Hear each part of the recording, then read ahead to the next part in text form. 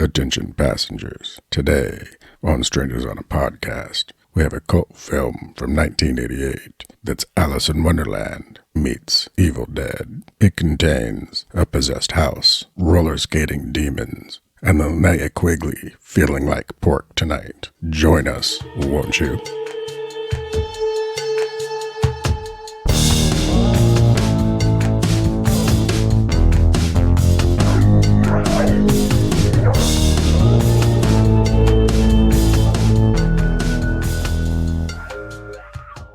Hello, and welcome to the movie car here at Strangers on a Podcast. I'm the conductor, and with me is... I'm Grimweed. We're called the Strangers on a Podcast because we're two guys who don't know each other, and we're talking about movies to see how they bring people together. Are we going to drive each other nuts? Are we going to curse and scream one another out? Are we going to stay on topic? Never. Well, we might. Maybe one day. Today we are talking about the one and only, except for its two sequels and a remake, 1988's Night of the Demons. Yeah, didn't we go through this before? Yes, but I still just don't feel like calling it one and only when it has that many. Oh, you don't like the one and only first installment? I do not. It was kind of a cheap way out. Yes, it was. There's a reason this movie was picked. We started out with May, who was an outsider. There was some mental issues. It was Halloween time for the movie, and it has a killer Angela. Well, May was played by an actress named Angela Bettis. Exactly. And May the killer in the movie is played by Angela Bettis. So there's our killer Angela. And we love Angela Bettis. Oh, she's amazing. And then we go to our next movie, You Are Not My Mother. Also, outsider, mental health issues. It's at Halloween time. And another killer Angela. The mother in You Are Not My Mother, or the changeling who is pretending to be Char's mother, is named Angela. Yes. And then we move on to our third movie, Sleepaway Camp. Again, an outsider. There's some mental health issues. This one is not at Halloween time, but a lot of the same, like I said, mental health, an outsider. And again, we have a killer Angela. Now we move into Night of the Demons, and we have another Angela. It is, again, at Halloween. And Angela and Suzanne are outcasts trying to fit in, having a party, inviting people. But instead of having a party and inviting people to just have fun, they, again, are outcasts. And their point of the party is to, or at least Angela's point of the party is to scare the shit out of everybody, not just to go and have a fun party. But a fun time is had. By some, for a while. But yeah, so This is our theme for this month is killer Angelas, outsiders. Yeah. So that is why I decided, yeah, I think we should do this one. And a fine pick it is, because it's classic from the 80s. Oh yeah, it's an amazing movie. It is a beautifully shot movie. The sets, the costumes, everything is amazing looking. It's very dark, but they make the darkness look pregnant with who knows what's going on in the shadows of this movie.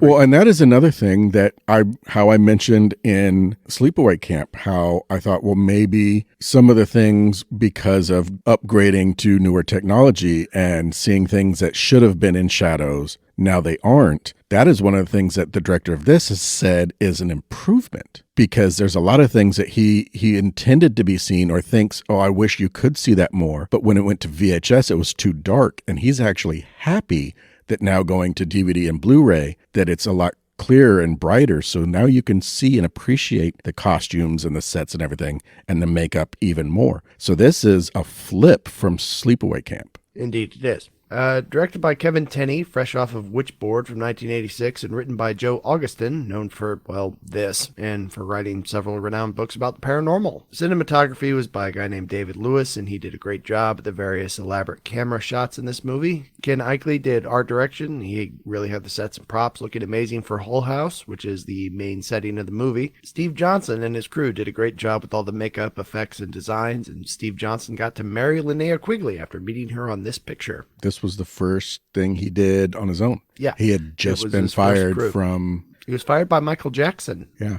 I don't know what he was... Might have been working on Thriller or something. I don't remember. Sure. I think I heard when did Thriller come out? I don't know. I don't know either. I think Thriller came out a little bit before 88, though. I think so. I think it came out in 84, 85.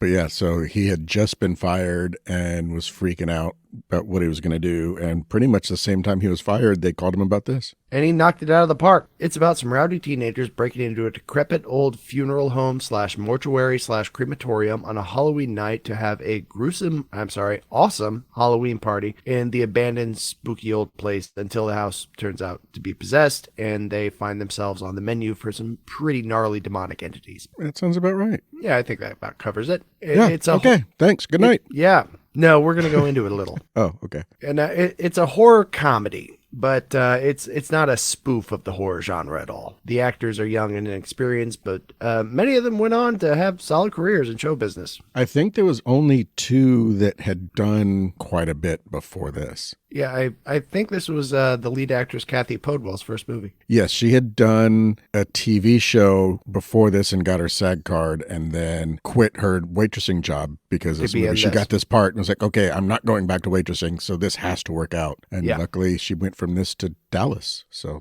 it worked out. In a lot of ways, Night of the Demons is kind of like an epitome of so many things that were great about 80s horror. It has crazy punk music. It has a ton of nudity for what it has. It has for its plot. It's not a porn film or a softcore movie, but it does have... I wouldn't even say it has a ton. Yeah, fair enough. It doesn't really have a ton of nudity, but it has ample amounts of female flesh on display. We went from a lot of male skin in the last one to some female skin in this one. Yes. I think it just has really interesting performances from some of the actors, and the story itself is just it's a light, campy kind of romp that doesn't take itself too seriously, and it's a movie you can put on and just enjoy the ride, as it were. It takes itself seriously enough to not have giant gaping plot holes or anything like that. Okay, so speaking of the story, let's get into it. Okay. It starts out with a delightful little animated title sequence. And that inspired by Night on Bald Mountain from Fantasia. Anyway, the animation sequence turns into live action. And that she said that she had to get the opening shot, that first frame, so she could draw over the top of it for the pumpkin just to match everything just right. And it looked great. Oh yeah, but it came off great. It's tied to the roof of a car that's speeding around town with a guy drinking a beer. I don't know if it's a bottle or a can, but he's driving and drinking. Yeah. Finishes the bottle, throws it out. His buddy in the back seat says, "Hey, look at that old man. We'll get him." He changes seats with the girl sitting next to him, makes her take the wheel so he can lean his ass out the window and moon She the does guy. not want to take the wheel, by the way. She does not want to do this. No, but this is kind of Stooge. gives her no choice. He basically forces the wheel on her. It's an incredibly dangerous thing to do. No one should do this while driving. Yeah, don't try this at home or anywhere else. I don't think they were wearing seatbelts either. Well, they couldn't because they switched places. Anyway, this is Stooge, Helen, and Roger. Stooge has a pig nose for his costume. His buddy Roger in the back seat is a pirate, and the girl with them is Helen. She's dressed as Helen as Troy, I think. Yeah, I think it was supposed to be Helen of Troy. Helen of Troy. Did I say Helen as Troy? Yes, you did. That's ridiculous. Yes, it is. No, but Roger is the only black character in the movie. He is the token black character, which this is a horror movie, and he is the only black guy. Keep that in mind. Stooge didn't really moon the guy. Stooge had... Well, they tried to get him to. They tried to get him to, but he refused. He has underwear that has a pumpkin on it. So when he pulls his pants down, you're supposed to see the underwear. And the director's like, you can't really see the pumpkin, and tried to talk him into just mooning him. And he's like, yeah, no, you can't afford that. Stooge is a pretty far out looking dude. Hair like a mohawk, but meets a mullet with shaved stripes in the sides. But the world is after this old man because right after Stooge moons him, or doesn't moon him, the old man is cursing them out when up comes a POV shot of somebody stalking up on the old man, and here's some jerk from Brooklyn waving a dead rat in the guy's face. It's a rubber rat, but he scares the old man into dropping his groceries. The old man is just like, "You punk kids, you're going to hell." And well, it was kind of a dick move. It was. But then we find out the old man's a bit of a jerk because up comes a pretty girl in a big sweater. And very pretty. Very pretty. And she, "Oh, sir, I'm so sorry. That's awful what happened to you. Please let me help you pick up your groceries." And he's like, "Get away from me, you little whore." Yeah, and it's just a little pretty, sweet blonde that came up and said she was trying to help, and he called her a whore. And she says, I wouldn't like to help an old creep like you anyway. She's so nice, she doesn't doesn't even curse at him. She just calls him an old creep. Now that's our main character, Judy, and she will give you a cavity by the end of this movie. She could.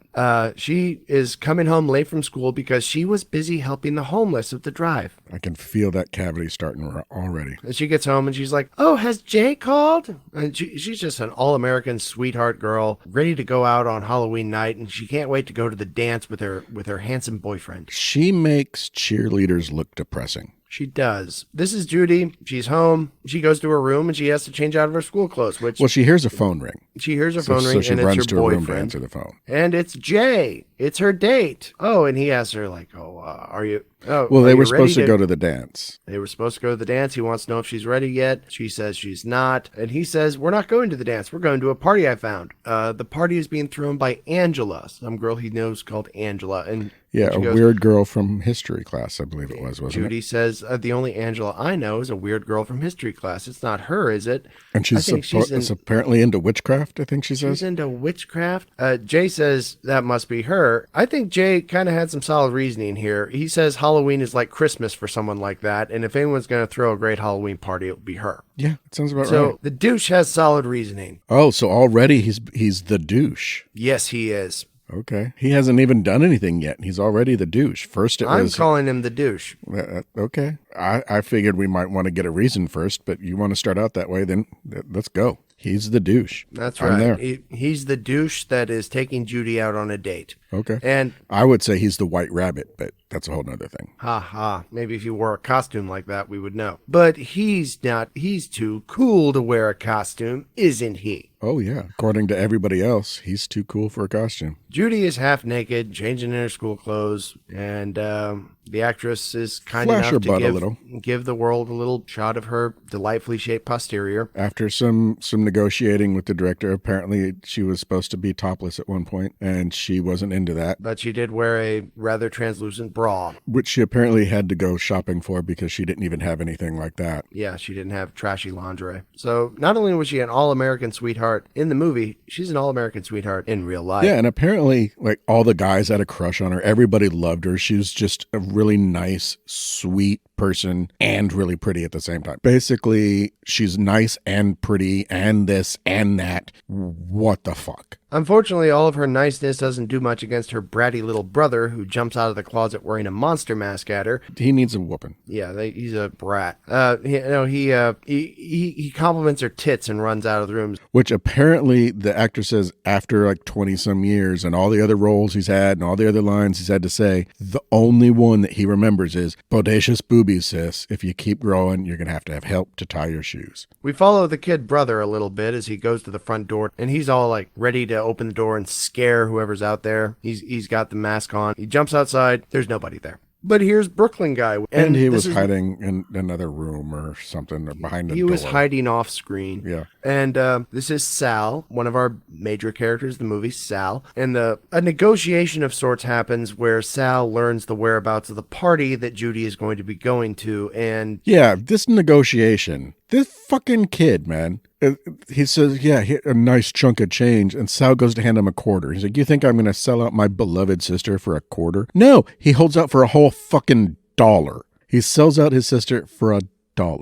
And yeah, so $1 is worth more than the now. Yeah, it's a fucking $1 in the 80s. It still ain't shit. That's true. I think it was all for the best because I just like Sal. I don't know. Not yet. I get the feeling that Sal's not a douche. Oh no, Sal's a douche. Maybe he's a douche, but he's not as much. And especially at this point in the movie, he's a douche. He's not as bad as the douche, but he's a douche. Sal finds out. Okay, take a drink every time we say the douche, or just every time we say douche. You'd be stumbling before you get through. Well, it depends what you're drinking. You'd be stumbling before you get to the party. No. Sal gets the details of the party out of the kid brother, and then he splits. Yeah, the brother says he didn't think he'd have the guts to go there anyway, because this party is at Hull House. And at which point Sal says, your sister ain't going to hang out in some trashy place like that. She wouldn't be caught dead in a place like that. Yeah. Which is kind of a fair reasoning on Sal's part. Yeah. It's the most logical thing in this movie. But then we cut to Linnea Quigley's ass in a little pink skirt. And not just like her in a skirt. It's like a baby doll, kind of like Shirley Temple, big puffy, bent over, so the skirt's up in the air, and all we're staring at is her ass in these little pink panties. But Linnea Quigley is bent over and she's shaking her booty. Suzanne is the character. She is friends with Angela, played by Mimi Kincaid, or Amelia Kincaid, as she later became known. Angela and Suzanne are throwing the party at Hull House, and they need supplies. So what they're doing here is Suzanne is bent over in front of the clerks to distract them with her hypnotic ass, while Angela rifles through the shelves and gets everything they need for last-minute supplies. I don't remember exactly what she got. I remember she got napkins, she got booze. Let's see, there's a bag of Doritos, a bag of it looked like maybe some popcorn, 2 bottles of wine, a couple handfuls of various things. One of them kind of looked like, you know those corkscrew bottle opener things that are kind of like pliers? Like you put the thing in and squeeze like pliers and it like pull the corks. Yeah, it kind of looked like something like that. And maybe some like utensils or whatever in those couple handfuls. She got 3 different kinds of like a generic cookie and 1 pack of napkins. I called the napkins. I remember those napkins. Yep. I don't know if she had already put something else in there, but that is what we see her pick up. Angela gets everything she needs. She signals to Suzanne that she's ready to go, and she makes her way none too subtly, just sort of strides out with a confident look on her face so the clerks don't notice her. Suzanne follows shortly after. Walking up past the clerks, she asks them, "Do you have sour balls?" And they say, yeah, sure we do, baby. And he goes, too bad, but you don't get a lot of blowjobs. Yes. Angela is a goth princess or queen or bride or something. She is wearing an amazing black wedding dress with a veil and a fishnet décolletage. It wasn't quite a fishnet. It was more like lace. Anyway, black lace décolletage over her chest and amazing. The fuck that is. That is the décolletage, I believe, is the space between a lady's collar and the top of her bust. Fuck if I know. I know it was a deep V-cut with some kind of fishnet-looking mesh in between the little bits that barely were close enough together to cover her nipples. She looks amazing. Oh, it's an amazing dress. And not just for the fact that you can see through almost all of it. And Angela is all ready to go for the party now. Well, yeah, she's got all her pilfered goods. Suzanne stops to put on some makeup. Angela tells her, "You've put on your makeup too enough already." Linnea quickly gives us another great line. "I just want to look good for the boys." I think she does spend a lot of time looking in that little compact fixing her makeup. She does. But that's part of her character. She has body issues, we kind of learn later.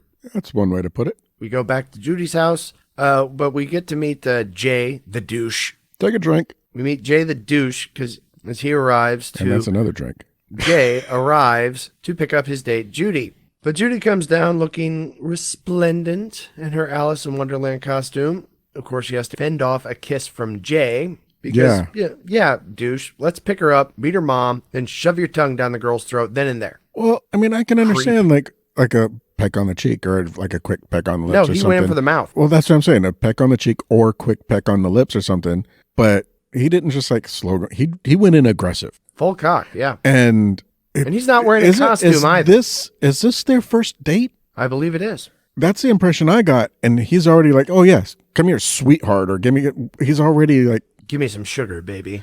Well, no, he doesn't even have the charisma. And he doesn't have the same amount of charisma in his whole body that Ash Williams has in his pinky toe. Also, he's wearing a blazer and slacks. Douchebags don't dress up on Halloween because they wear people suits every day of the year. Unfortunately for Judy, she leaves with him. Yeah.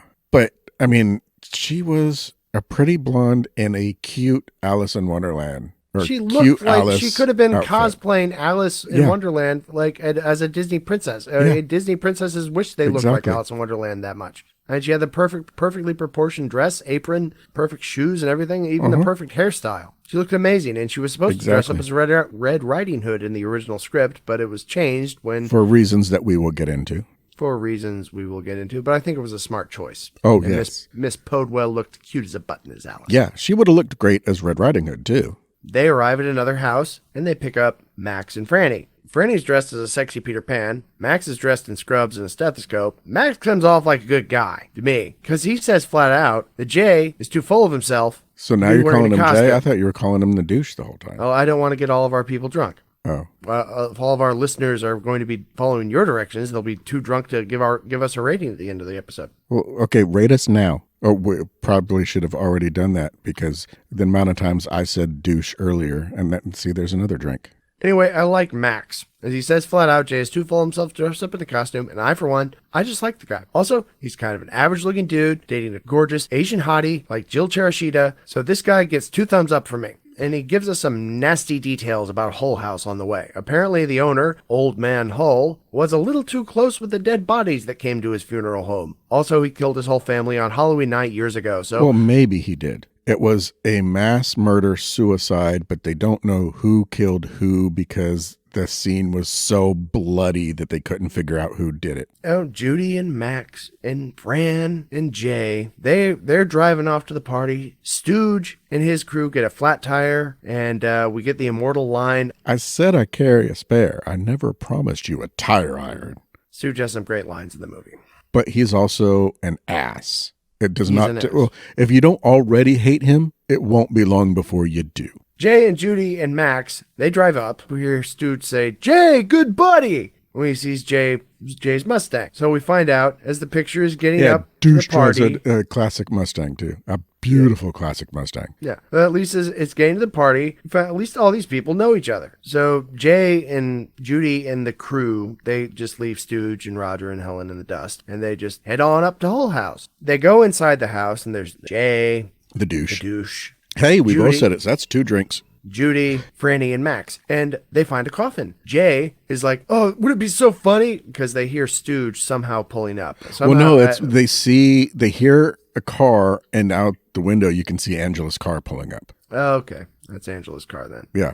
Very well. Yeah, because Stooge and then they still They're have the flat stranded. tire. They're walking. Yeah, they're walking. But by damn it, they wanted to make it to that party, and they did. Mm-hmm. Because in the 80s, when you wanted to get to a party, you got to the party. It didn't matter if you had to fight bullies. It didn't matter if you had to get on a BMX and ride through somebody's backyard.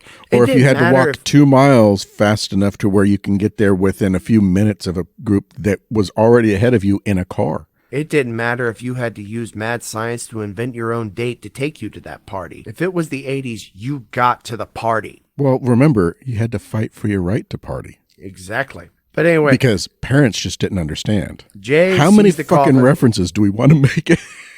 We've got weird science. Topic. Beastie Boys. Topic. Oh, see, I Topic. told you we couldn't stay on topic. Jay sees the coffin. He says, "Wouldn't it be awesome if somebody was hiding in that and jumped out when they came in?" Because he wants to. Well, he handed his flashlight to Judy so he could climb in. And he opens the coffin, and somebody already beat him to the idea. They jump out, and it's Sal, our macho Brooklyn guy, and he's like, Wearing "Hey!" Judy's brother's mask. Wearing Judy's brother's mask that he took. And, well, Oh, no, he stole it. he stole it. Sal jumps out of the coffin, and Jay, the douche, is like, "You piece of crap. I'm going to kick the crap out of you for scaring my girl like that. Nobody not does just that for to me." scaring. It was. I don't think he said for scaring my girl. I just think it was. I was paraphrasing. I think it was just like, asshole, you scared me, and now I'm going to kick your ass. He was about to do the same thing. Yep, which is what Judy tells him. A fight is going to happen. Judy calms it down by telling the guy he's beating up Sal for doing what he was about to do. So Jay's also a dummy who decides to harm others before thinking. You know what that makes him, I think? I'm going to take a wild guess and say a douche. Yes, a douche. 2 more drinks. I hope you guys are drinking something with a very low alcohol content. We're sipping. You can sip instead of doing a whole shot you did. Oh, if you're doing shots for this, you're already on the floor. Stooge and Roger and Helen arrive. Angela and Suzanne are already there. Sal has crashed the party, but he's welcomed. Judy, Max, Franny, and Jay are there. The party begins. I have a question. What? The cooler, was that in Angela's car or did they bring that? Oh, I hope they didn't have to drag it 2 miles. But I don't remember them having a cooler. But then once the party starts and Stooge and Roger come in carrying the cooler, makes me think maybe they went and got it out of either Angela's car or the douche car. It makes more sense than them dragging it 2 miles. It would have taken them a lot longer to get 2 miles dragging that cooler. So they Or probably maybe got it out of it's someone like, oh else's car. yeah, we're not going to carry it. So, hey, Angela, let me use your car to go back and get it. That could have been. Stooge brings a boombox, and it's blasting. And Suzanne's dancing. Angela's yeah. lighting candles. Judy's helping light candles. The room Well, Judy's pretending to light, or she's trying to light candles. But Judy tries to light candles with a lighter at the snack table because this is a party with a snack table. Which means, it says to me, Suzanne and Angela apparently hauled in a folding table with a tablecloth and set up plates and snacks and treats, candles on the table, okay? Angela and Suzanne, they put the work in. But Oh, yeah, then the Judy, place looked amazing. But Judy comes up and she has this lighter, and Angela warns her when she puts it down, okay? Like, Judy's trying to light candles, and she puts down the lighter when Angela lights the candles for her, and Angela's like, be careful where you leave that. The spirits won't like you littering on their domain. So she's trying to light these candles for a while with this lighter and can't get it to work. And you can tell she doesn't use a lighter often by how she's trying to light it and how slow she's striking it. So one, where did the lighter come from? But also, Angela comes up with a lit match from off camera, And walks lights the with the candles. lit match past Judy, and then proceeds to light 3 candles with it. Have you ever tried to walk with a lit match? For her, lighting a candle and walking elegantly across the room with the flame on your match barely fluttering at all, that is just second nature to her. She can also walk with a book on her head and not drop the book. The party's rocking. Couples are pairing up. They're all dancing. You know, Jay and Judy pair off, and then Suzanne dances up to Jay and Judy. Jay, the douche, goes off with Suzanne. Yeah, and when I first saw that, I thought he was looking at it like, oh, wait a minute. Is this going to be both of them? And No, the I way think she he kind of just- danced up at the beginning, it was kind of like she was getting close to Judy. And it's like, wait a minute, is she going for both of them? And then she turns and walks away, and the douche does a douche move and douches off. Yeah, he's just a great guy. The only thing I don't like about Max is that he's friends with this guy, because I like Max. I think Stooge is a cooler guy than Jay, to be honest. I think Judy would be in better hands with Stooge. I think she would be more abused. Yeah. 'Cause, But Stooge would be more verbal abuse, while douche is more, gaslighting and God knows what else. yeah. No. But then the boombox's batteries die. Haven't you guys ever heard of Duracell? Yeah. Time for the party games. And Angela suggests a seance. She is definitely a goth queen, and this is her creepy Halloween party. And so, yes, she wants a seance. Yeah, and Everyone- the point was to scare the shit out of everyone. Everyone who doesn't want to do it is a chicken. Franny, who's Max's hot date, she suggests a past life seance. Angela mentioned seance. Judy's like, a seance? And then Helen's like, well, isn't that kind of risky, tonight being Halloween and all, and blah, When blah, the blah. spirits are and then out. it turns into, well, what about a past life seance? In Miss Squeaky Voice Peter Pan suggestion. Yes. I And there's had a hard time, especially in the very beginning of this movie, like when they're in the car or like when they're first at the party's just starting. I had a really hard time listening to her because that voice, actually Judy more in or the car and Franny? when they're outside before they go into the house. Once they're in the house, her voice, I don't know if it's the way her voice echoes around in the room, but it's a Gilda little more Rashida tolerable. Or Kathy Podwell. Judy or Franny. Well, the one that I keep saying, Squeaky Voice Peter Pan. Oh, well, I didn't notice anything squeaky about her voice. Right? Yeah, it's a very high pitched. I just got the feeling that Franny was game. Franny is up for it. It's like, oh, we're going to have seance. Let's go for it. Oh yeah, she seemed into it. Yeah, she was there to have fun, and damn it, she's going to have fun. Why not? But Roger is a fraidy cat. We find out that pretty soon. Well, his like- daddy was a preacher. They were needing a mirror to look into, seance. and it couldn't be the compact because it had to be something they could all look at once. And then they heard a noise, and everybody's like, well, what's that? So Stooge is like, oh, let's go find out, and drags Roger along. Yes. Now, for anyone who hasn't seen the movie, which shame on you, it's a good movie. Yeah. And again, we're going to be spoiling a lot, and we already have spoiled some, but we're going to be spoiling quite a bit. So if you haven't seen it, either suck it up, Buttercup, and go watch it, or listen and be spoiled and then go fucking watch it. Damn Because it. you need to watch it. But for those of you who aren't familiar with a past life seance, as it works in the movie, I have everyone never stares heard of at one. I don't think I had either. But I'm not big on all the different kinds of seances, so. I've written down notes on how they say it works in the movie. Everyone stares into a mirror and focuses on one member of the group until the mirror goes black. If they keep staring, the person will reappear in the mirror as they appeared in a past life. Supposedly. Now, Roger chickens out.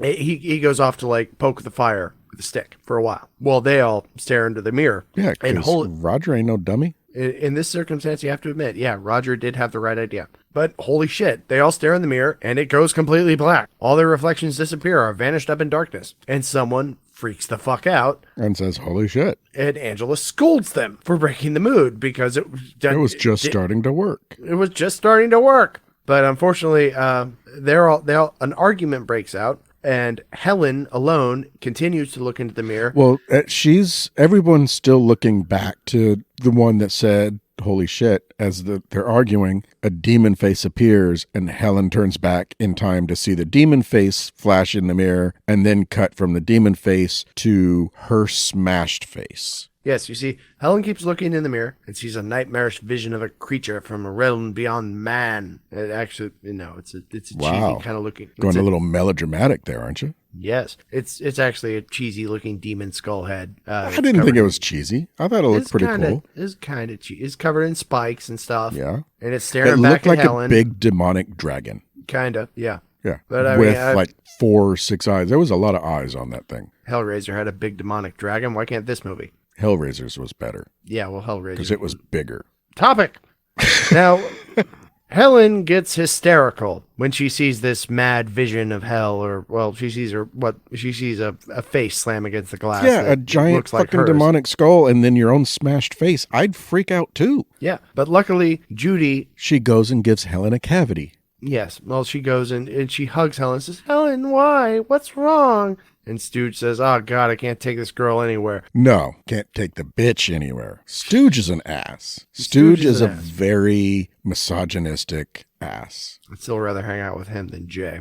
I don't know if I would say that would be better than being with a douche, but at the same time, a douche of a different color? Fair enough. Or a douche from a different bag? The mirror falls over. We get a great shot in the movie where our heedless group of 80s party animals, after the mirror breaks, they all stand around wondering what to do next. And they sort of line up looking down at the mirror shards. They in turn walk up and one by one start to appear in the shards. It's really cool. It is. During the commentary, the directors said everybody was in awe of him for trying this, and everybody also thought he was nuts when he first tried to explain it, and then once they saw it, they were all just amazed by the shot. Which says to me, Kevin Tenney should have gone on to do greater things. Alas, that's not how the world works. He does low budget stuff apparently. This movie has shots that you wouldn't normally get in a movie with this budget. It's just well made. Yeah. But then we cut to the basement because something has woken up down there. The thing Helen saw in the mirror, it materializes in the darkness of the deep tunnel and begins to float through the darkness of the house, hunting for the souls of those who have disturbed it. It's possibly a Sam Raimi influence. Maybe a little, because it's kind of reminiscent of the improvised Steadicam that they did. Yeah, it does have that Evil Dead, evil entity kind of flying through and not ever being seen. Yeah, they're all talking about leaving now because even Angela's freaked out. Well, yeah, because boom, boom, boom, the room got cold. There was a horrible stench. Mm-hmm. Angela goes on this rant about how the house is not haunted. She's worried that the house is not haunted. It's possessed. And somebody asks, well, what's the difference? And she has a nice little monologue about the difference between a haunted house and a possessed house. Why didn't you think of that, before you threw the party there, Ange? But okay. Well, you find out things too late because it's sometimes. The 80s. Well, again, they didn't know. You find out things too late sometimes. Indeed, you do. This is another recurring theme in our movies. Well, if I would have known at the time, but they didn't know yet. So how could they have done something different? Just like with May, you had the huge issue. Topic. I am on topic. Okay. You had a huge issue with the taking advantage of May and how he should have known better and how horrible it was because she was essentially just a child mentally. Well, again, he didn't know. She doesn't walk around with a sign saying I'm a grown child. So he has to find out these things, and you don't find out unless you go and start talking and get to know the person. And when he found out, that's when shit went wrong. And again, here we are in this party where they didn't know it was a possessed house until shit went wrong. Plus, if they all left, there wouldn't be a movie. Well, this is when they decide. Well, when Roger and Helen decide, they're out. But They're like, Roger fuck and y'all, Helen- peace out. We're heading out of here. Oh, by the way, we need a ride. There's a camera roving around the room, and the sound gets quieter, and you can't really hear people's voices, but their faces look stranger because they're flattened out because the camera is, like I said, this fisheye kind of lens. And it's the demon. It's the entity. It's wandering through the room, looking at everybody. Yeah, this is right after the boom, boom, boom, and they're all standing there, and then we see the demonic force come out, flying around, and there's a comment about, oh, it's cold, and then it's like, well, forget about the cold. Who ripped one? And then it's, yeah, Stooge is wearing his mom's underwear, or at least my mom wears underwear. Your mom just wears A coin purse, for the sailors. And then And he says, "Your Linnea mom Quigley couldn't give it away inhales for a free." nice green gas, and then we get the conversation about, fuck y'all, we're out of here. By the way, we need a ride. Suzanne is possessed. Yes. But they're all talking about leaving, but now Suzanne's possessed, and she's like, why don't you just leave, chicken shits? The rest of us are here to party, aren't we?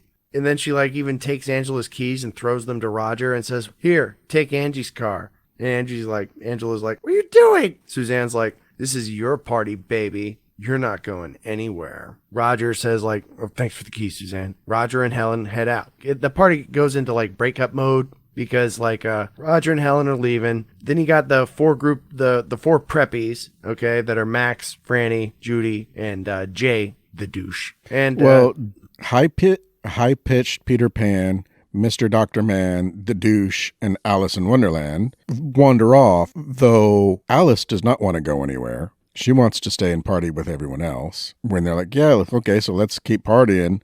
And the douche is like, no, I think we're going to go explore. And all he's really wanting to do is explore Wonderland. Pretty much.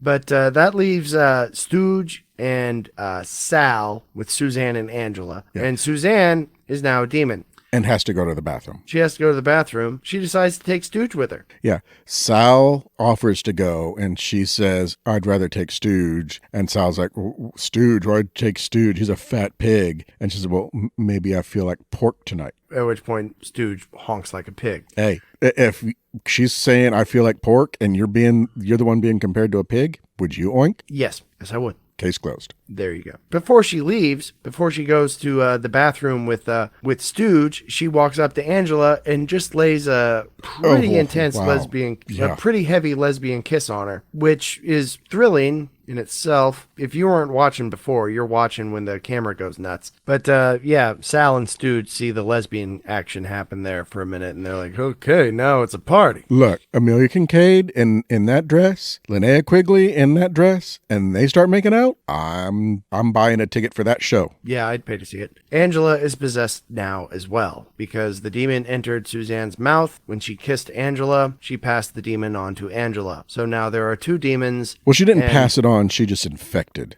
I'd say more of that, because passing on makes it sound more like it's no longer. Suzanne. Yeah, she passed on the possession or whatever. She infected Angela with demon. It's possible that Suzanne was possessed by multiple demons when she inhaled the smoke, and she had some to spare when she kissed Angela. Apparently, they attribute a lot of the success of this movie at the time to the raging AIDS epidemic of the time, because when this came out, there was still quite a few people that believed that it could be spread through kissing. So when you have this scene and Suzanne goes up and gives this big kiss to Angela, and now all of a sudden she's infected as well, it kind of played on that fear. Stooge and Suzanne, they run off to the bathroom. We actually get a little sweet moment with Stooge, because Suzanne, she runs into the bathroom and says, I thought you were going to say the sweet moment is when Stooge lights up Linnea's ass for us with the flashlight. Well, that was okay. I wasn't going to say that, but that was nice too.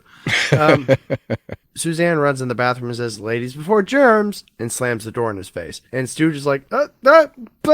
Well, yeah, they've been searching for the bathroom, and they checking doors and can't find it. And he goes to a door and says, this better be it, because if not, I'm watering the hall. And she says, well, no, this one. So he turns, opens the door. It's the bathroom. And he stops and is like, well, how did you know? And she, ladies before germs, and runs in before he can. All his bluster fades away. And he seems to be kind of a nervous little puppy knocking politely at the door and saying, like, I thought we were going together. And then this ultimate confused teenage boy move. He stands outside the bathroom waiting for her to come out. So it's like, oh, you poor bastard. Well, I mean, at the same time, if you got to go, and that's the only bathroom you know of, and someone's in there, you're going to stand there and wait. Yeah, true, but it's still, I mean... He does look like a lost puppy, though. Oh, God forbid a puddle should appear somewhere in a corner of Hull House. He wouldn't want to do that to this landmark. I'm surprised he just didn't open a window and piss out it. Though...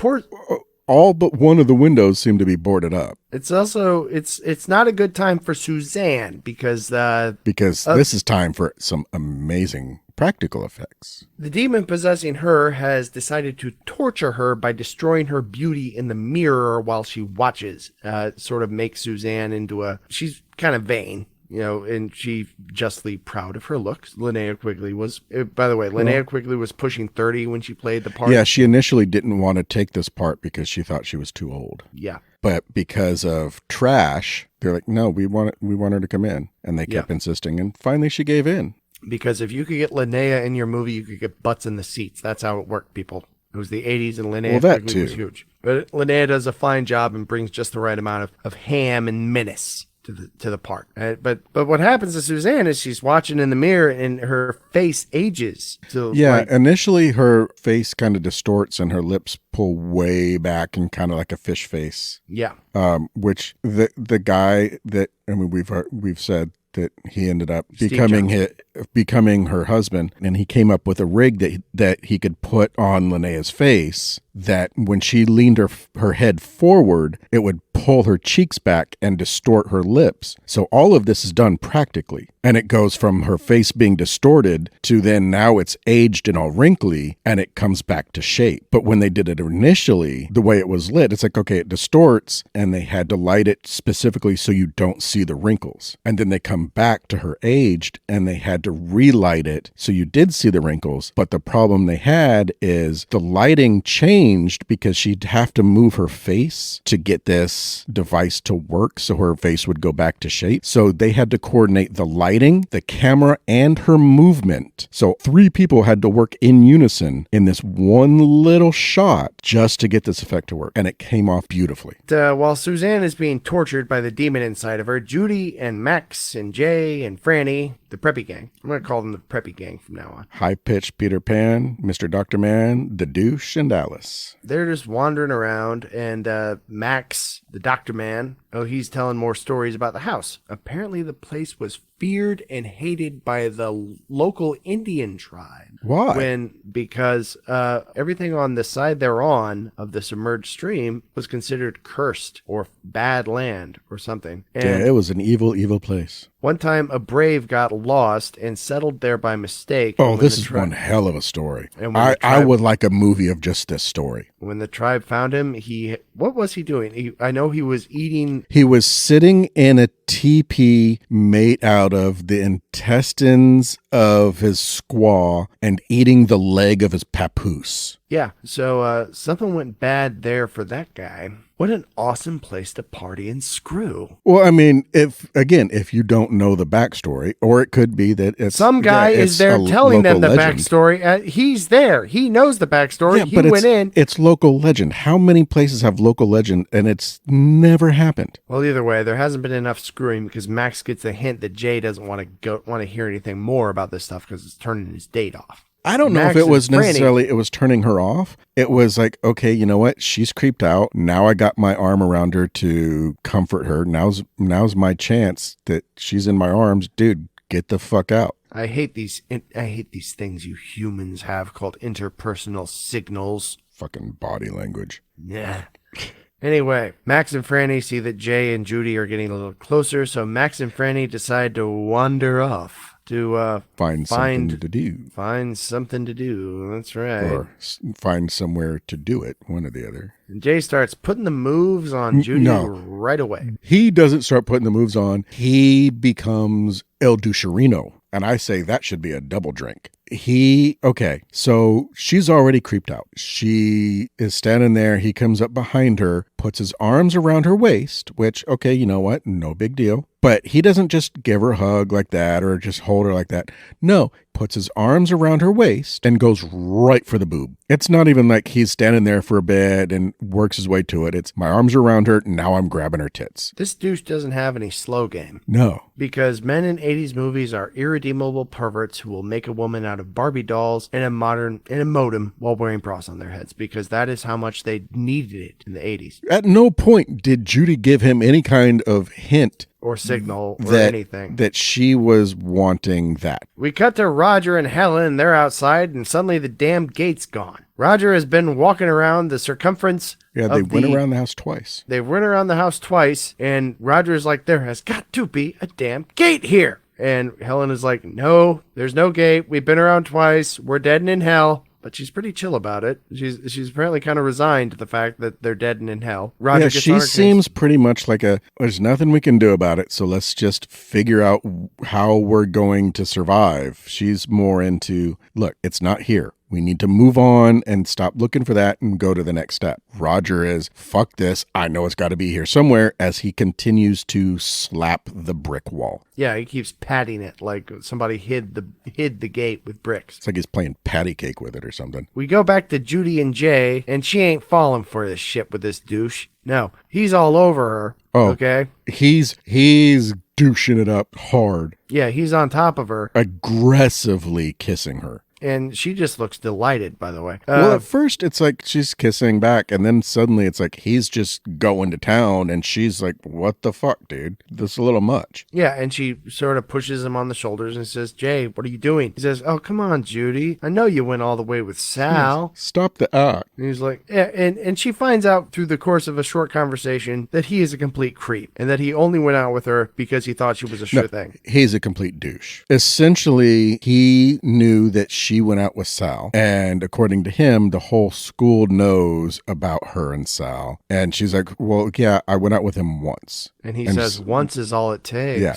So because she went out with him once, and apparently maybe somebody lied, or who knows, maybe she did sleep with him. I would say probably not, based on the way the rest of her character is. But he's basically just saying, yeah, I'm here with you because I thought you put out, and figured, oh, let me take her to this place where she'll be just all over my dick, jumping on me from fear, and I'll get laid by this extremely attractive blonde that apparently everybody thinks is Miss Sweetie Pie and is really sharing her sweet pie. The misogyny of this movie is overwhelming at times. He then proceeds to try and get... Look, compare overwhelming misogyny to overwhelming pedophilia. Like in Sleepaway Camp? Exactly. Yeah. I think this is a step up. Fair enough. We have graduated from pedophilia to misogyny. I wouldn't say that's graduation.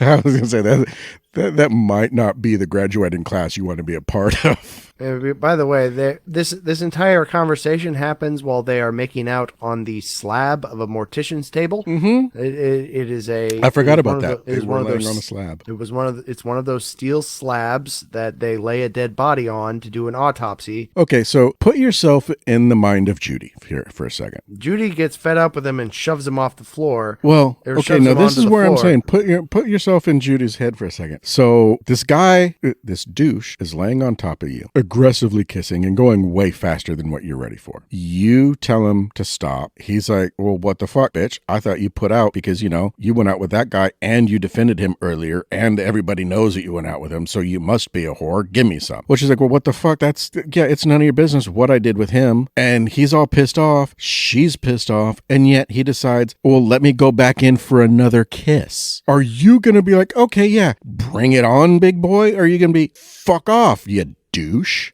If you thought I was objecting to Judy's treatment of Jay, no, I'm not saying you're objecting. I'm just laying out because you just went for, so she got pissed off and dumped him off the table. This is what's going on. I am 100% on her side, but we keep calling this guy a douche. There's a reason. Exactly. And by now, if you have been drinking every time we have said douche, you might want to pause this till you sober up. Or you might want to stop drinking. You might want to call poison control. But I just think there's a little bit of comedy in the scene, not only in the fact that where she pushes him off, but also it's just the fact that they are making out on a steel mortician slab in an abandoned funeral home / mortuary / murder house on Halloween night, on the anniversary of the night the necrophile owner of the place massacred his whole family and cooked his maid. I don't know if I would say that's comedy so much as she has every right to be like, this place is too creepy for me to put out. And he's even more douche to say, I don't give a fuck. I'll nail you anywhere, even if it is on this cold slab in an old mortuary in a house where multiple people were slaughtered. Because this is an 80s movie, and damn it, sex can happen anywhere or not happen anywhere. Well, speaking of anywhere, remember, we still have Mr. Dr. Man and High-Pitched Peter Pan. You keep calling her that. Or Squeaky Peter Pan. Woman. Because I can't remember the fucking characters' names.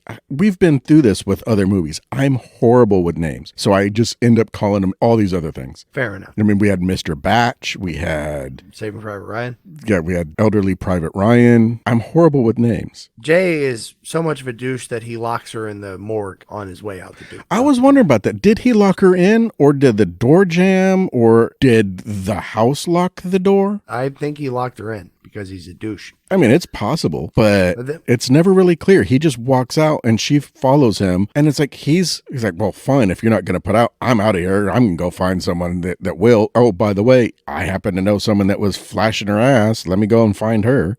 So he takes off and she's like, no, Mr. Douchey Man, come back. Don't leave me in this room all by myself, Mr. Douchey Man. Oh, I think you just said, Jay, oh, yeah. wait. I'm just not giving him the credit of saying his name.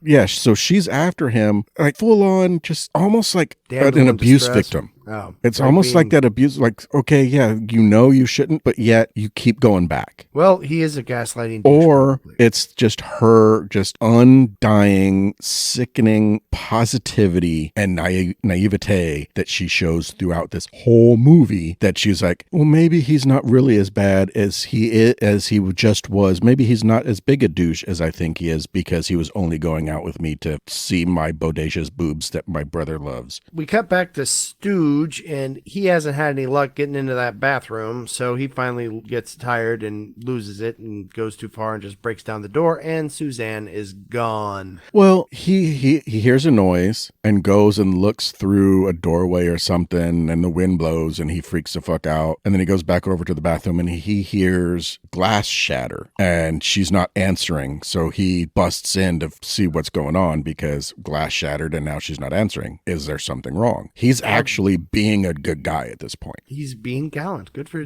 Stooge. He shows signs of humanity, of being a person. Yeah. Yes, there's some redeeming quality. He had that sweet moment where he was upset that she had locked him out, and then he had this thing where he tries to go in and see something's wrong. Mm-hmm. So Stooge is a halfway decent person. There's some decency in there. But we cut to Sal watching Angela, who has apparently used her demonic abilities to fix the boombox, because now Bauhaus's Stigmata Martyr is blaring and Angela's dancing. So the director, he needed someone that could dance. And oh my God, it is epic to watch. And initially he did not want her for this role. Who he initially wanted was not a dancer. And everybody else is like, no, we need to get this one instead. And he's like, no. So somebody came to him with Amelia Kincaid dancing in the Stray Cats video. And he's like, okay, yeah, I see it now. So brought her in and let her choreograph this dance. Though he did say, okay, you can choreograph the dance, but leading up to it, I need you to go from here to here, act like you are this demon that is just realizing you are in this female body and you're just feeling yourself and getting used to, oh, I got curves here, I got these here. You're just kind of getting used to your new environment. So as she goes around the room and ends up in the doorway and is feeling herself up and all that, that is her demon actually just kind of acclimating himself before this amazing dance sequence. Yeah, and amazing it is. Sal's sitting there like, okay, this is weird, but damn, she looks good. I think Sal gets a little too freaked out because he decides to back out of the room and leave. But that's just as Stooge is coming in. Mm-hmm. And And this is when we get the line that ties all 4 movies together. And what line is that? It's not the weird ones you got to watch out for. Didn't your mama teach you anything? As Stooge goes over to the weird one and gives Angela a kiss as they dance, gets his earring ripped out and his tongue bit off. And loses his soul to And in every movie, it was the weird Angela you had to watch out for. Yes, it was. It's amazing how I've managed to tie all 4 of these movies together, isn't it? Yes, you genius. You madman. Oh, just wait. See if you can figure out how I'm going to do the next group. Yeah, she dances with Stooge, bites out his tongue, spits out the tongue, tears his earring out. Well, the sleeve of her dress got caught on his earring. So when she pulls her arms back to let him go, that ripped his earring out. And they didn't realize it. And they were going to fix his makeup. And they're like, well, what's this? And they realize it's part of his ear. Right. And I think he told him to just super glue it shut or something. I can't remember if he said something about super glue. I thought he said something about cutting the piece off, the piece that was hanging. I thought he said something about cutting that off, but sticking the earring back through the hole. Yeah. Because he didn't want to go through life with a disappearing earring and be like, well, he's wearing this earring throughout this movie and then suddenly it disappears. He didn't want that. He didn't want to be known for that. So he's like, fuck it, I'll put up with this till we get done. And this movie is a lot of fuck it, I'll put up with this to get this done. But Stooge danced with the devil's daughter and lost his soul and his voice on Halloween night. So I'd say that's a pretty good Halloween party. I don't know about you, but well, I would say if you're gonna go out, of the ways to go out, a kiss with Amelia Kincaid is not the worst. No, it is not. Though to have your tongue ripped out like that, that might make me second guess my decision. But, like I said, you can either go out that way or you can go out by, I don't know, falling from a tree. From there, we get to a lot of little interactions, like Sal is wandering around after ditching Angela, and he finds Suzanne, and she makes eyes at him, but he's like, no, she thanks, can't get her dollface. makeup right. Oh, yeah. I can't get my makeup right. Yeah, she's with her lipstick drawn what looks like a very crude heart on her face, like from between her eyes, around her eyes, down to her chin. Like she made this weird giant heart shape on her face. Sal, he takes one look at her and says, no thanks, doll face. I'm going home. Get plastic slip covers over the furniture. That's classy for Sal. Nice clean place with plastic slip covers over the furniture. He's looking forward to getting home that night. And can you blame him? If you spent that much time in that house, go to some place with some plastic slip covers over the furniture would be very comforting. Yes, but for some reason, instead of just leaving, Sal is going around telling everyone he's going to leave. So I think he's maybe looking for somebody or something. Well, he wanders off and finds her and is like, everybody in here, this place is fucked up. Because right now, it's just Angela's acting weird because he didn't see the tongue biting thing. He's already left by this point. Yeah. So Angela's acting weird. He's wandering off to find someone else. He sees her with the makeup and is like, okay, everyone's acting weird. Is everyone on drugs? And decides it's too much for me. I'm out of here, and heads for the door. Does he head straight for the door though? I think the next time we see him is when he's telling Angela he's leaving. And then Angela turns around. Yeah. But I think there's more before that. I mean, that's the next time we see him, but I think there's more that happens before we get to that. Yes, there is. Linnea quickly gives the world another one of her immortal breast shots and unbuttons her top and plays with her lipstick because demons do weird things when they're in human bodies. Yeah. Judging by what we've seen in movies, okay. I can agree with that. But because sex can happen anywhere in an 80s movie, we follow Dr. Man and squeaky-voiced Peter Pan, or Max and Franny as I call them. They find a room full of coffins in the funeral home of murder and native legend and decide this is where they're going to screw. Are they caskets or coffins? I believe they were caskets. Yes, coffins. They say he says I've never made it in a coffin. She says I haven't either, but I believe there's caskets in the room. Yeah. And there are people out there that are going to know there's a difference and know what I'm talking about. And other people are going to be like, it doesn't fucking matter. Just move on. Jill Cherishita and Phil Tanzini, they find that room full of coffins and they're, we've found all we need, baby. This is the place for us to screw, and screw we shall. Okay. Boobies. Boobies. Okay. So this movie had had a barely their budget. They wanted to have SAG actors. Judy had her SAG card because she had done a TV show. But in order to have all your SAG actors, you have to pay a certain amount. So Judy was in, they had to pay her so much.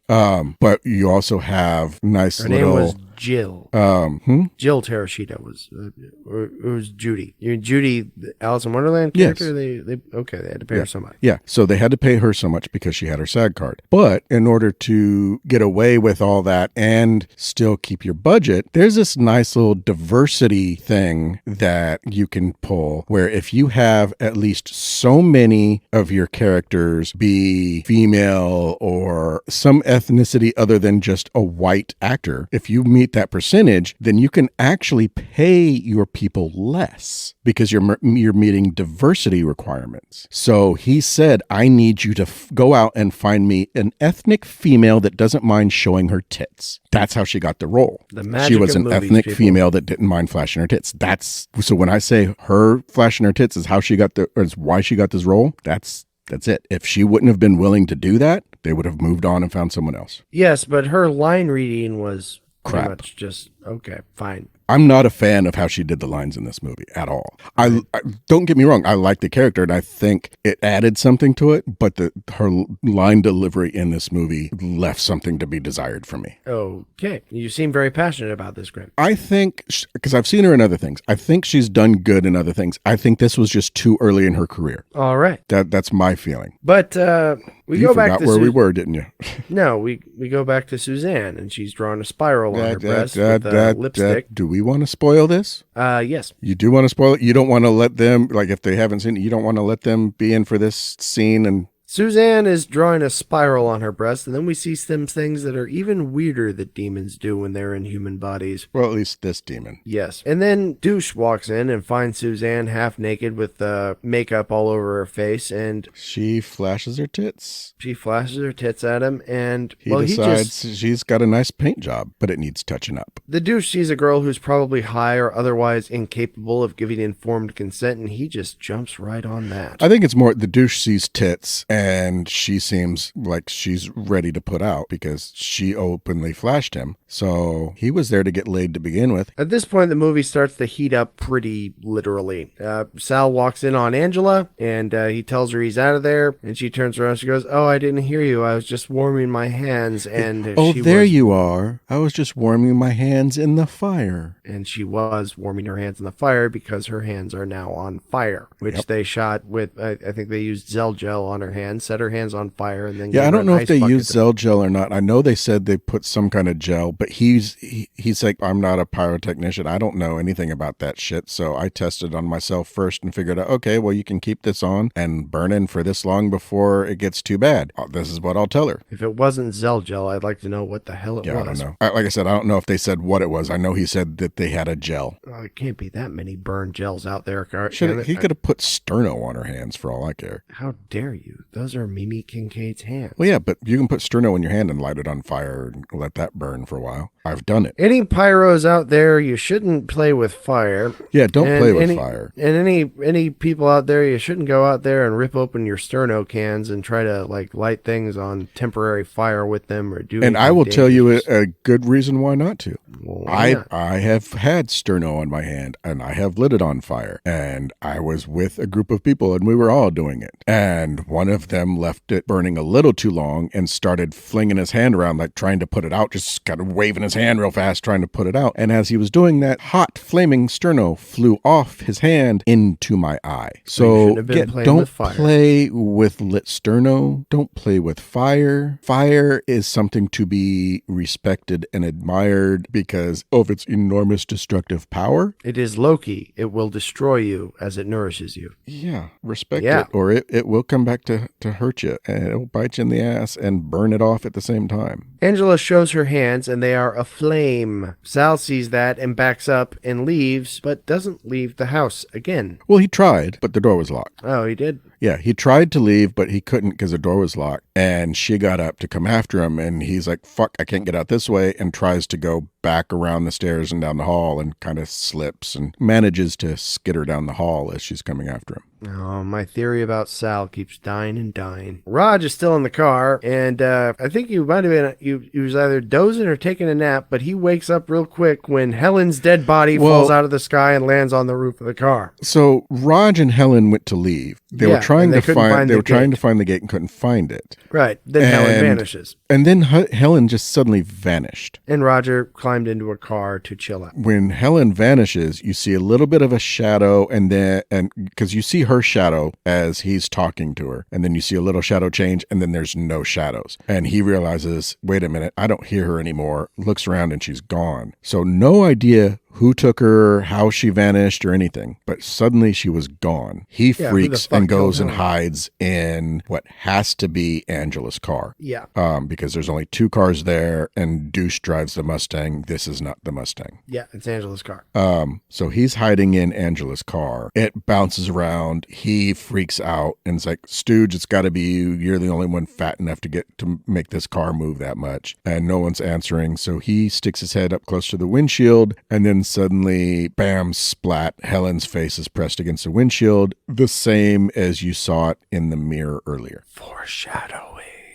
Yeah, a little bit of that. No, but I watched the movie like 3 times this week, and obviously you remember it better than me. Well, I just finished watching it. There you go. I seriously just watched, wondering how the hell. I will say, yes, I just finished watching it, but I watched it once last night without any of the commentary. I watched it again with a commentary just last night. The night before, I watched it with a different commentary.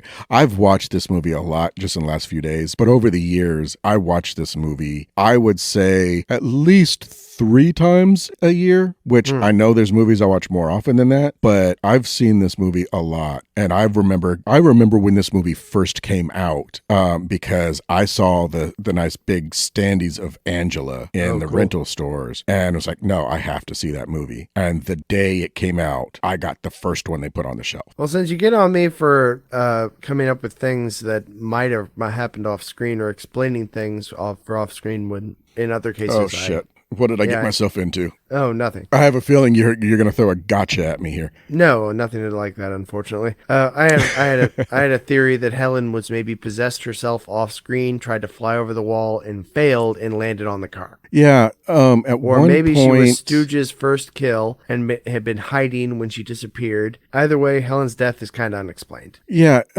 Stooge, I don't think, was possessed yet. No, he wasn't possessed when she disappeared. But when she disappeared, Suzanne was up in the bathroom and Angela was in the party room with Sal. But after she disappeared, you could hear her voice calling Roger. So maybe a demon got her. At least it sounded to me like her voice. But at one point, they say in one of the commentaries, I can't remember which one, but at one point they say something about her falling out of the tree, which I don't remember seeing any trees big enough, close enough to that car that she could have fallen out of onto the car. At the same time, they also didn't have trees there anyway, and they apparently had all those trees you see by the wall they had to bring in because it was a fucking parking lot they were filming in. And the wall was 10 feet long. Yeah, it was like, I think they said it was like 20 foot of brick wall and then nothing. And on the other side of it was cars and homeless people screaming and all kinds of other shit. Yeah. So they had to ADR all of the exteriors because even a cricket wouldn't come here. However the hell Helen died, it got Roger out of the car and it got him back in the game. So Helen's dead. Roger ran back in the house because he freaked out, which I don't know why he went back in the house, but I guess you're not safe anywhere because you can't get through the gate that doesn't exist. You're not safe outside because Helen. So you might as well go back to where at least you don't have to worry about, I don't know, acid rain. We go back to Jay and Suzanne, and we are blessed by the delightful Linnea Quigley with a scene every male watching this movie in the 80s remembers with delight. Linnea, as Suzanne, drops her panties and pulls up her skirt to show her very tanned and she slowly takes her panties off, and then she slowly takes off her, what's that, a petticoat? Is that what that's called? So she takes that off and then steps out of it and then starts doing like a can type skirt flip up flash thing. And she shows she's not wearing anything underneath the skirt to Jay the douche. Yep. But Jay doesn't bat an eye at this woman who is very likely impaired. He's busy taking advantage of a possessed Suzanne when... Well, Okay, and again, we're back to things you don't know. I don't necessarily say, or I don't know if I would necessarily say he's busy taking advantage of a possessed Suzanne. I think a possessed Suzanne is taking advantage of him because it's obvious he's a douche because he has been after her all night, even though he's also been with the hottest person in the room. Well, all right. The hottest person in the room would I guess be, the hottest person in the room would be a very subjective term. He is with a very attractive woman himself, and instead of paying attention to the one he brought, he is more after the one that's flashing the goods. Indeed he is. What happens is she gets on top of him, and they proceed to do the dirty, and Suzanne starts asking him, "Is my makeup okay? What is are you my looking makeup at? okay?" And he's like, "What are you talking about?" She puts on her game face, if I can borrow a term from Buffy. "Don't look at me. Stop looking at me." She says, "Stop looking at me. Don't look at me." And reaches down to pop his eyeballs out with her thumbs. Yep. Or was it her fingers? It was her thumbs that That's what I she thought. popped the cherry tomatoes with. Yes. Suzanne's possession is an interesting case in the movie because the demon doesn't seem to do much besides torture Suzanne herself, that I'd noticed. Angela... What would you call what she just did? Well, no, I think it's like... The demon inside Suzanne is more concerned about torturing Suzanne than it is about going out there and doing murder. I think the Suzanne demon is more, it's kind of like the one you shove in the shadows, and okay, no, we're going to use this one to scare people our way. So as soon as someone starts to run by, you got to jump out and make sure they go the direction we want. I don't know. The demons don't seem very good at hurting. Well, they all ended up in the same place. Be that as it may. The demon, it makes Suzanne look in the mirror and see her own face get withered. It plays on her vanity issues. It plays on her vanity issues, and it puts on her makeup like it was making fun of the way Suzanne constantly touched up her makeup. It forces her to have sex with a douchebag. I'm also gonna say I think everyone's death was very appropriate. But we will have to get through the rest of the deaths before I can explain that. Jay screams, though, when he's getting his eyes popped out. The douche has got to let out a scream. And that's when we see Franny and Max, and they're doing what they were doing in the coffin. And that's when we see Franny. And Franny pops up out of the coffin. What was that? That's when we almost see Franny Fanny, but instead we see boobies. We see more boobies, and we like boobies. Max and Franny have stopped their coitus mortuaris to ponder what that coitus mortuaris... Coitus? What the fuck is coitus? Coitus mortuaris. I have never heard coitus. Coitus mortuaris, to ponder what the fuck that scream was they just heard. Max reckons it's just somebody being a nutcase at the party. He is sadly wrong. And unfortunately, Demon Stooge walks in. He pretty much kills them both. He snaps Franny's neck like he's twisting her head off of her body, and then he slams the coffin down on Max until his arm is severed by it. Yeah, and from this point on, anytime you see them, her head is backwards and he has one arm. Even though they do put their clothes back on later. Yeah, they do become modest. She had her head turned around, so she had an extra special handicap because she had to walk around with a fake face on the back of her head and walk backwards. And even when she was walking forward, she couldn't really see well because now she had a wig over her face. Well, I would have liked it if Linnea Quigley had maybe castrated Jay. Yeah, so this is where I was saying I think they missed a trick, because I think for the rest of the movie, not only having the eyes gouged out, but even if they just had a blood stain on his crotch. That would have worked great. I thought that would have been brilliant. No, but alas, they missed it there, like you said. And that was one of the things when I first saw it, and it's like, okay, he sees her now suddenly in that makeup. Two questions went to mind. One, did she clamp down and pinch it off? Two, if not, how quick would that kill a boner? Are you going to go from diamond dick to jello dick in a heartbeat? Or it's like, ugly, but damn. Well, from the neck down.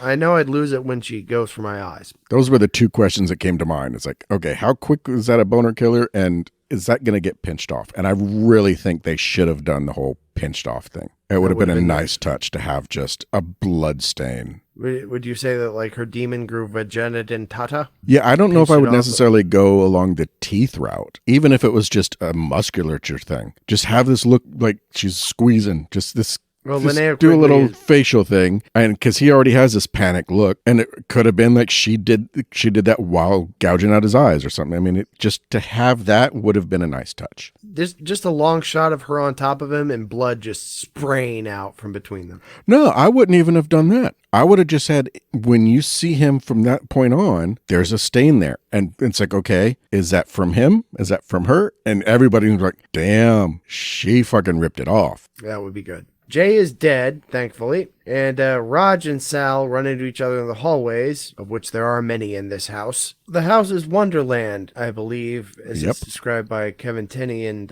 others in the commentary. So Alice in Wonderhell. And it could make gates disappear. So I have to wonder if maybe the house could grow hallways. Or just change its layout. Change its layout. You never know. Yeah. I mean, all bets are off when you're in a supernatural situation with... Well, he did say, too, that he visited the sets when they were doing, and I can't remember if it was just for 2 or what, but he visited sets for the sequels. And he got lost because he was going by the layout of the house that he had made for the first movie, but then he realized the layout of the house for the first movie was what he created by moving doors and shit. So his layout wasn't even real to begin with. Right. Stooge, the demon Stooge, almost finds Judy locked in the morgue where Douche left her. And she thinks it's Douche coming back for some reason, and it just keeps calling him through the door to let her out. Lucky for her, demon Stooge is not that smart. He hears Sal tell Roger to like, go this way or whatever, and it's like, oh, there's people out here. Let me go that way. And he doesn't find them because Sal and Raj apparently are walking right towards him, and they find the same place he was, outside the morgue door. And apparently Demon Stooge just wandered off and got lost looking for Sal and Roger. It's a confusing layout. We've been through this. Yes. It's so confusing. Even the demons that possess the house can't find their way around. Well, Suzanne found the bathroom. Anyway. Well, you got to have your priorities. There's certain rooms you need to make sure you know where they are. Kitchen, bathroom. Those rooms don't move. Crematorium. Stooge doesn't find Judy, but Sal and Raj find Judy. And Raj but is it Judy? Like, how do we really know it's Judy? Judy? How do we know it's her? How do we know? It could be someone else in there pretending to be Judy, and that's Raj. Well, who else would it be? Yeah. So Raj is a fraidy cat, but hey, Roger, right now, up to this point in the movie, Roger is the only one that has made sense from square one. He has.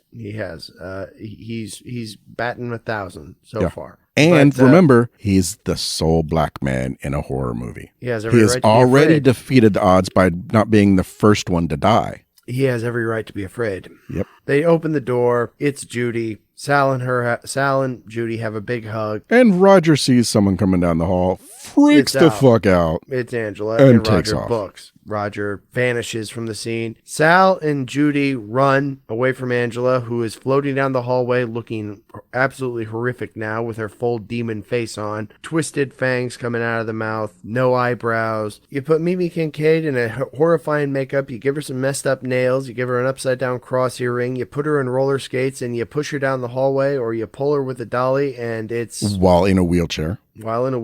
And I really can't say enough. One thing this movie goes for hard is atmosphere, and the house is its own character. And I mean, with Angela coming down the hallway with the music playing under her, the characters have good reason to run when they see what's coming down the hall. Angela is frightening. And I don't think many people are laughing when Angela or Stooge or Suzanne go full evil. No, we have hit the peak of scary Angelas for our May month. Yeah, but the movie becomes a serious matter of cat and mouse fighting for survival from this point. And you have to wonder, watching the movie, oh, Judy's not really going to get hurt. No, because But who would give the cavities if she died? You have to have some kind of wholesomeness to this, right? But then again, I mean, she does get into some pretty close calls. So I think it has a good balancing act between, okay, this is the character that everybody knows is going to live, but she's paired up with the guy who everybody thinks is going to die. Now, who's going to get away? How's it going to work out? And it pulls all these twists and turns, cat and mouse kit things as they run through the hallways, getting away from Angela and all this.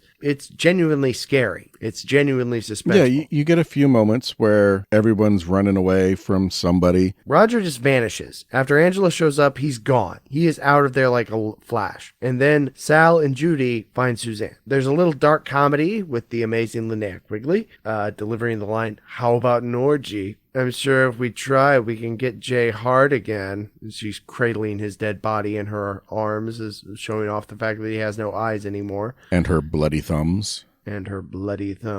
Sal has noticed that there is one window in the house that's not boarded up. So he goes to open the window so they can escape, and then notice her in the corner with douche head in her lap and gives that line. Sal tells Judy to run. Judy freaks out, stays there. Linnea Quigley jumps up, now all demon-faced, and bitch slaps Sal out the window. Yeah, just one punch. Yeah. And he is flying out the window because the demons are not to be fucked with. Yeah. Linnea Quigley is not a large woman. She is very petite, and she hit this man and launched him through that window. So the demons have superhuman strength, and they are not to be, like I said, not to be fucked with. Yep. But then she just mocks what he said and says, "Run, Judy, run," after Judy has already. Yeah, and apparently she was initially supposed to be in makeup for this, but because of how much they hated the demon makeup process, because it took, for some of them, it took, like, I think she said at one point for her, it was like 15 to 16 hours. Oh, geez. Stooge, I think his was like 11 hours. Amelia Kincaid, she said hers was like 6 hours. And one of the commentaries, and I don't remember which one it was because I don't remember which one said it. There's two different commentaries depending on which version of this you get. If you get the Blu-ray, there's two. If you get the regular old DVD, there's just the one. The one is director and producers. The Blu-ray has one that's that same director producers, and another one that's director and actors. The director and producers one, with that one, they were talking about how there was one point where, and they can't remember which cast member it was, or they remember and aren't willing to say, but they went in and one of the female cast members, and I think it was when the makeup was coming off, but she was sitting in the chair crying because of the torture of this makeup being applied and taken off over and over. And at one point, and I think it was for this one, but it could have been one of the sequels, but Amelia Kincaid has even said that at one point they refused to put her demon makeup on because they couldn't apply it over open wounds. Because of just the taking off of this makeup peeled so much of their skin off. It was hell. So Linnea Quigley was like, I think this line would be creepier if I did it out of makeup.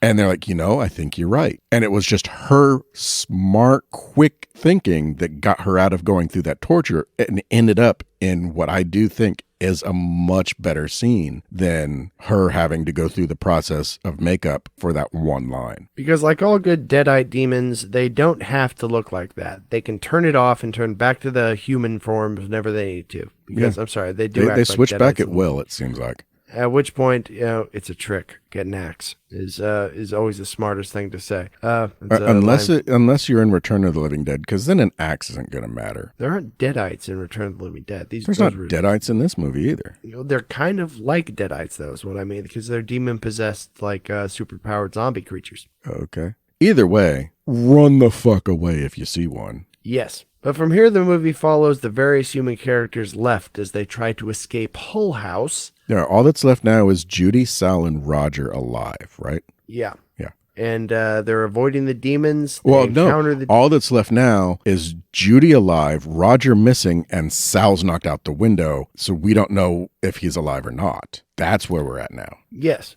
Okay. and they're having to improvise ways to fend them off, and we'll let you figure out the rest of the movie. Oh, really? You're gonna go that? Okay. I would have at least gone a little further, but I think we've set them up for a fun little part. I think the third act of the movie, or the final act of the movie, is kind of the best, most suspenseful part. And if we give them a play-by-play of that, then we're really spoiling one of the best parts of the movie. At this point, we're leaving them in the suspenseful moment where they don't know who's gone where and what's up. So okay. So I'm going to go on record. I don't completely agree that we should stop here, but your ball game. I will say there are some things that I would like to add. Well, okay.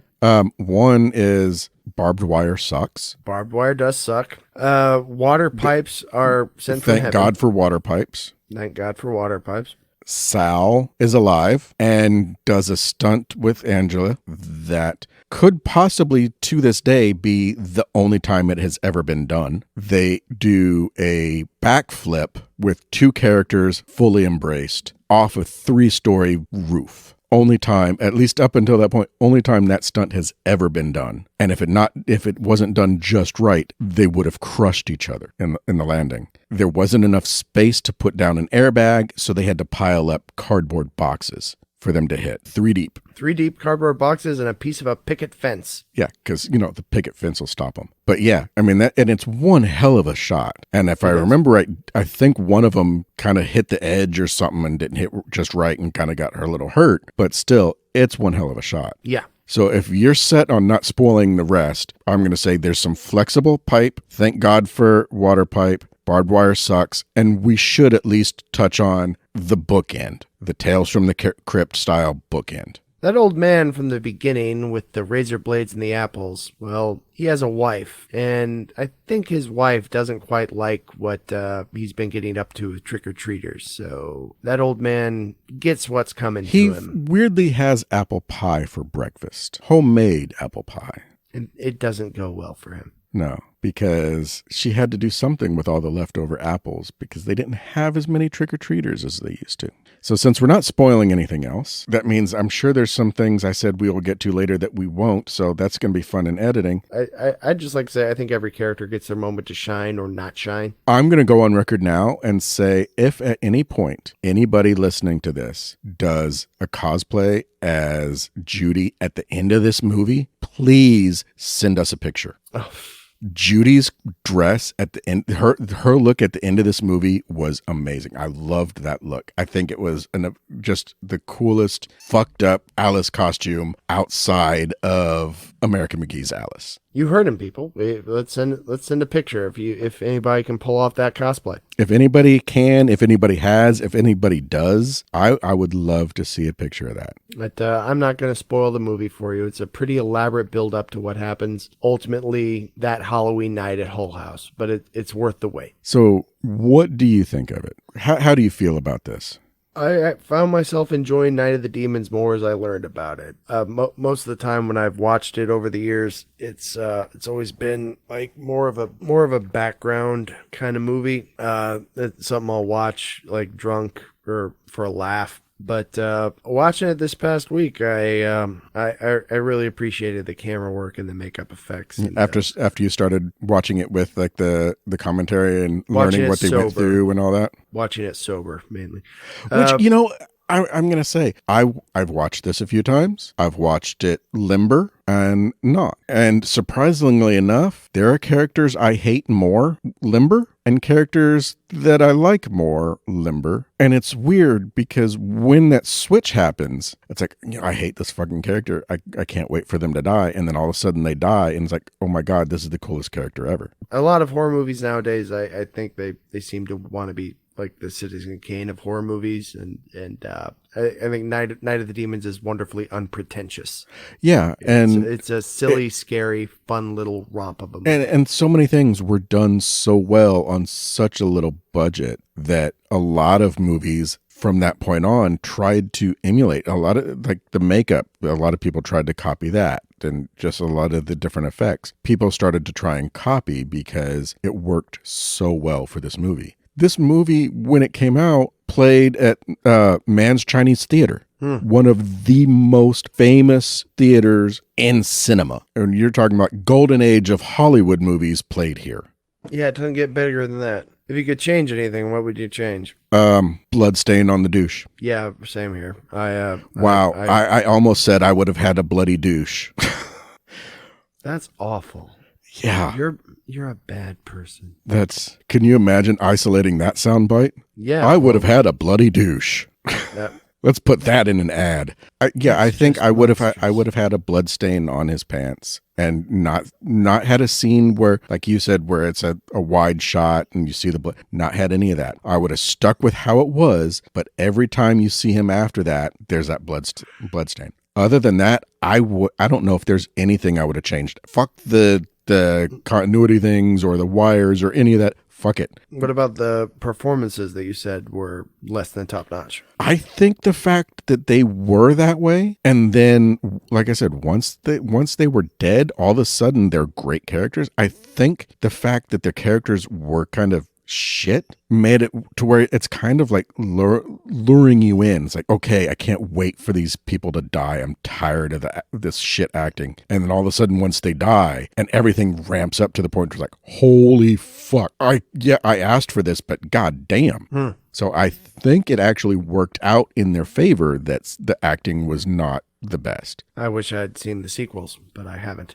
I still can't believe you haven't seen the sequels. I suck on So some level. what would you change? Pretty much like what you said. I'd make it so that Jay got castrated so you could see a blood stain, or I maybe would have made it a little So you more as well would have had a bloody douche. I would have had a mangled dick.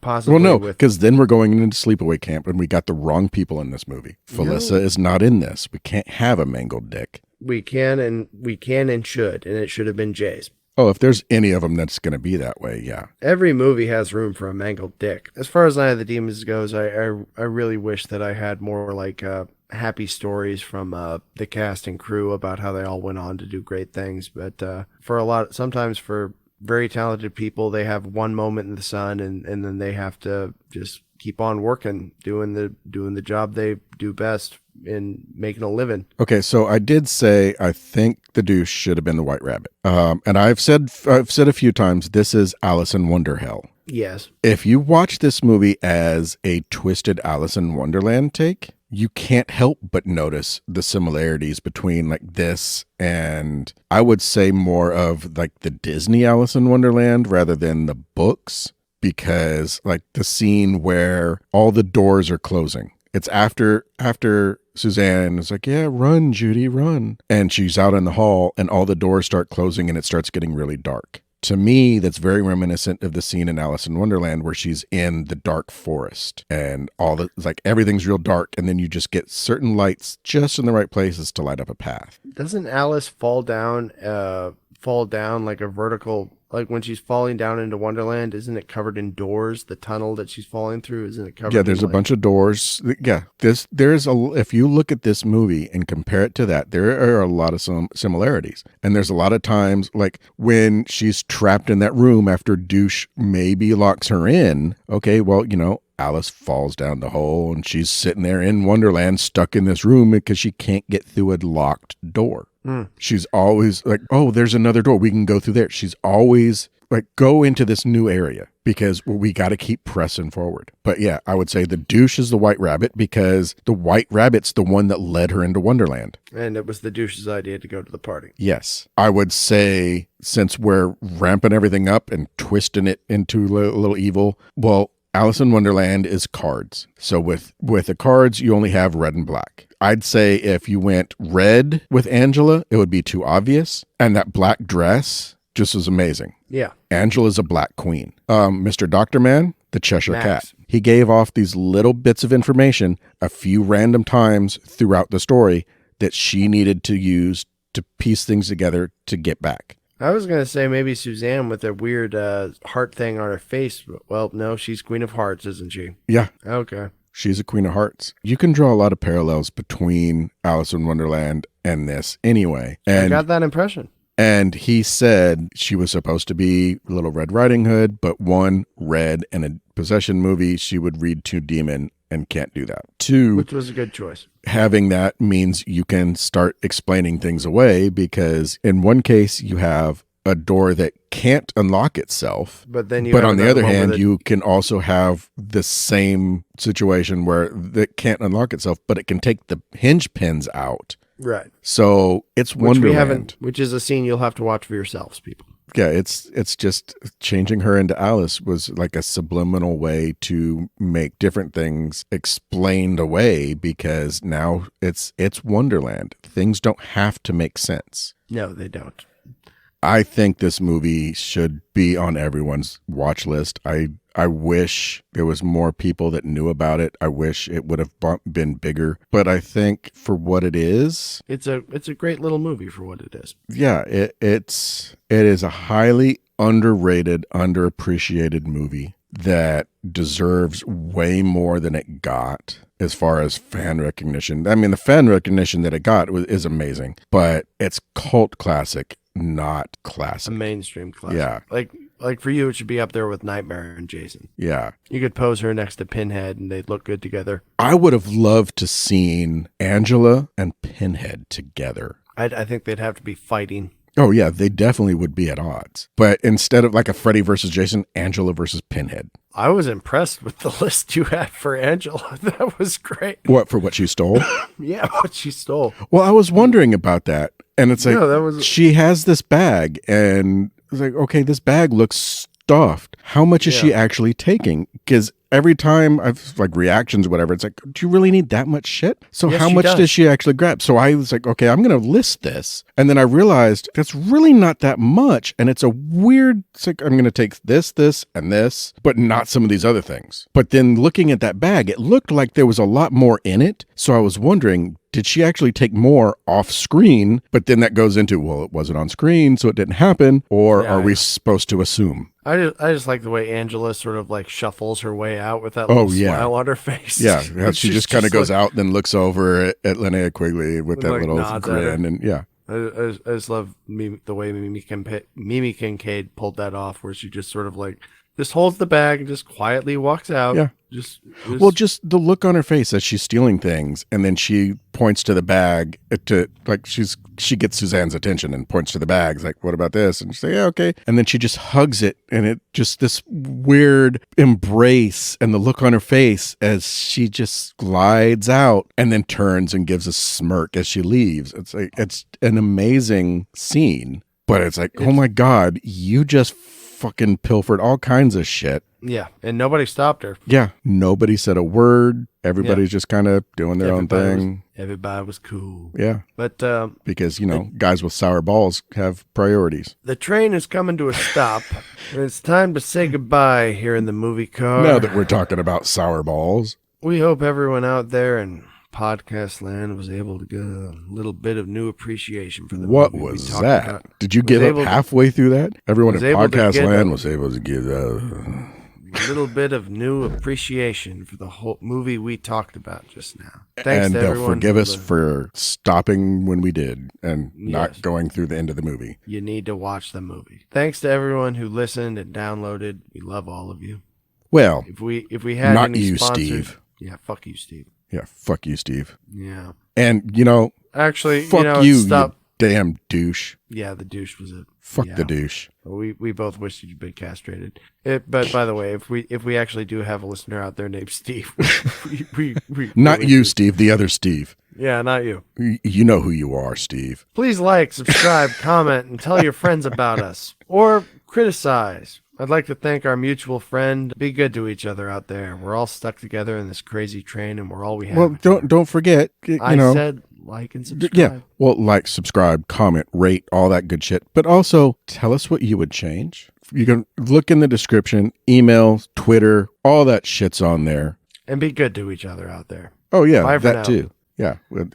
Adios, sayonara, Wiedersehen. How many other languages can I mispronounce goodbye in? Auf Wiedersehen. Just remember Heidi Klum saying Auf Wiedersehen. If I'm thinking of Heidi Klum, I'm not thinking of her saying goodbye. Bye for now, folks. See you next time.